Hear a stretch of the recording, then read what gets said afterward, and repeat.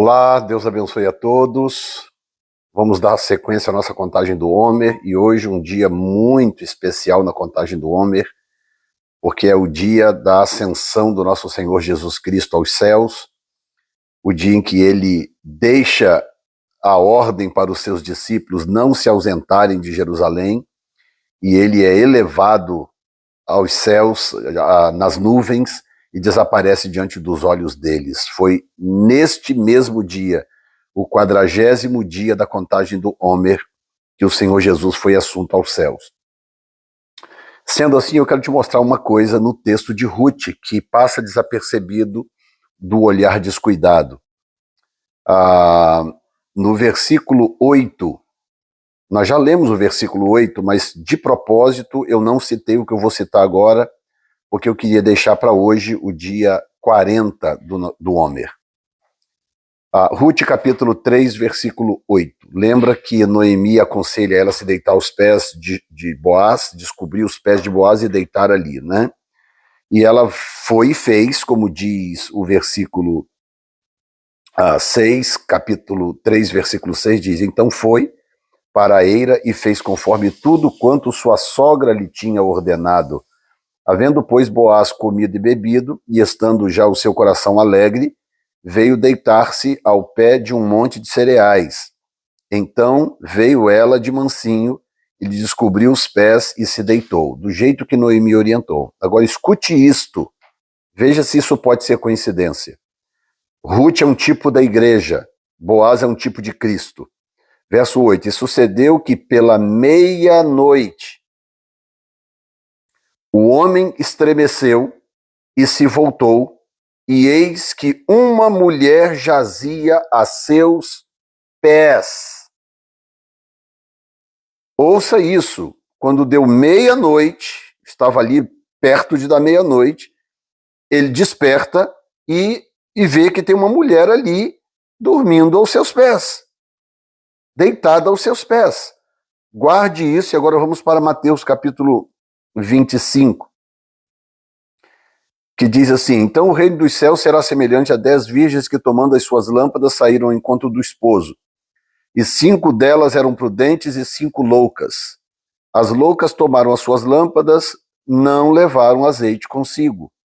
Mas as prudentes levaram azeite em suas vasilhas com as suas lâmpadas. E tardando o esposo, tosquenejaram todas e adormeceram. Mas à meia-noite ouviu-se um clamor. Aí vem o esposo, saí-lhe ao encontro. Então todas aquelas virgens se levantaram e prepararam suas lâmpadas. E as loucas disseram às prudentes: dá-nos do vosso azeite, porque as nossas lâmpadas se apagam.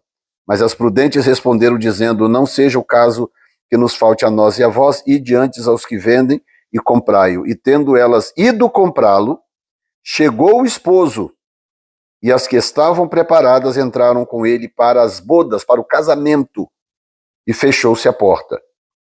Então, acontece na parábola das 10 virgens algo muito semelhante com o que está acontecendo com Ruth no capítulo 3 do seu livro que nós acabamos de ler.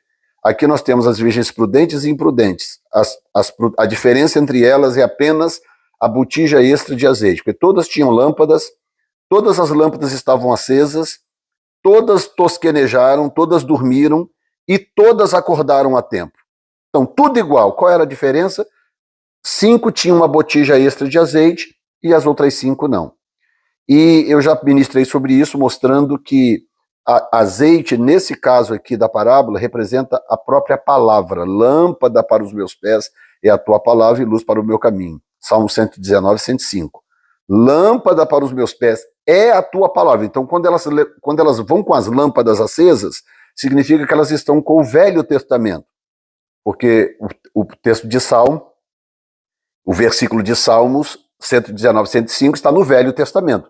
E ainda no Velho Testamento o texto diz: lâmpada para os meus pés é a tua palavra. Então o Velho Testamento era essa palavra naquela época. Então o Velho Testamento é a lâmpada. E o Novo Testamento é o azeite extra. Como as virgens imprudentes não têm o Novo Testamento, porque elas representam Israel, as prudentes que representam a igreja têm o Novo Testamento, portanto tem azeite extra para a lâmpada, por isso elas conseguem entender a vinda do Senhor e o arrebatamento da igreja. Então, agora voltando para o texto aqui de Ruth, olha o que diz. E sucedeu que pela meia-noite o homem estremeceu e se voltou, e eis que uma mulher jazia a seus pés.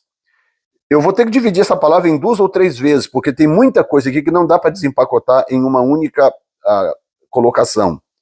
Então eu vou focar hoje nisso aqui, que Ruth, por ser um tipo da igreja, ela tem um encontro com Boaz antes que os demais. Porque, veja bem o que diz.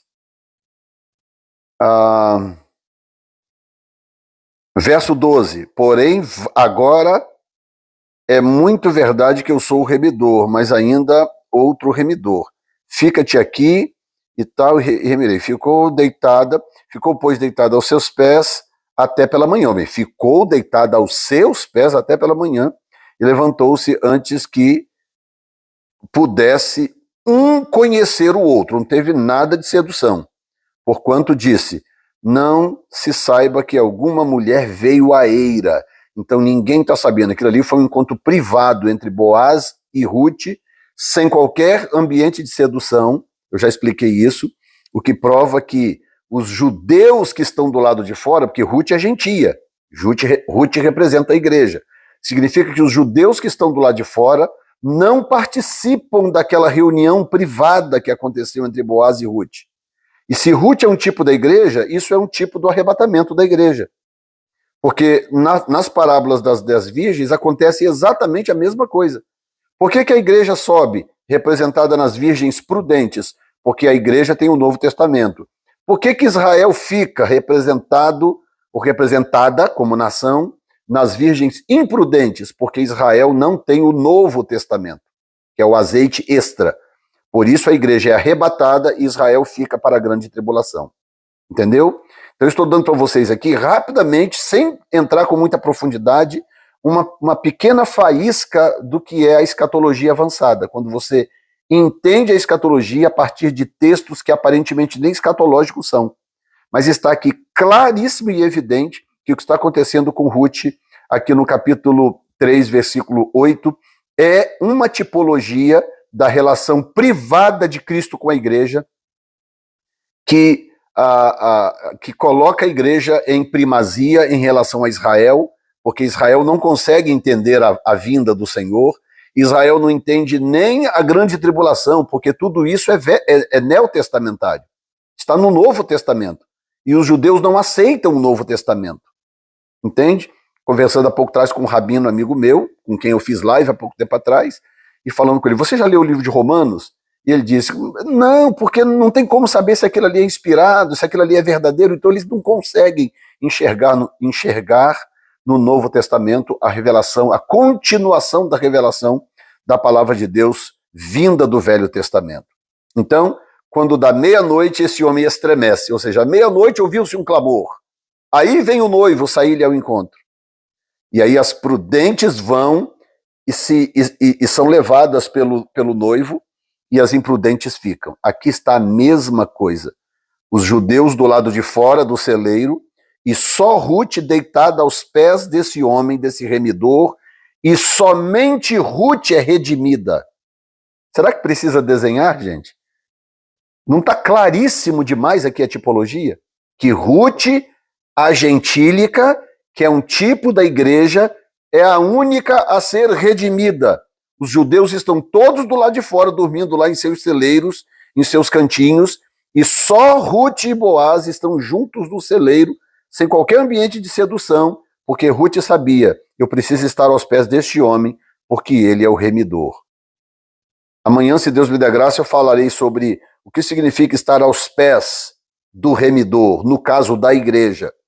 Eu vou explicar isso para vocês, e no dia 42, então, eu devo encerrar falando sobre o que Boaz fala no versículo 11. Agora, pois, minha filha, não temas, tudo quanto disseste farei, pois toda a cidade do meu povo sabe que és mulher virtuosa. Tem uma mensagem aqui de avivamento também nesse versículo. Eu vou falar no dia 42. Amanhã eu falo sobre o estar aos pés do remidor, para que nós, como igreja, possamos entender o que está acontecendo entre Cristo e a igreja nesse tempo do fim.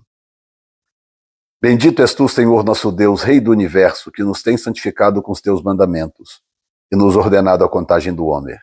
Portanto, hoje, um dia muito especial, o 40º dia do Homer, o dia em que o Senhor Jesus é assunto aos céus e, portanto, o dia em que ele vai para enviar o Consolador. Deus te abençoe e até amanhã.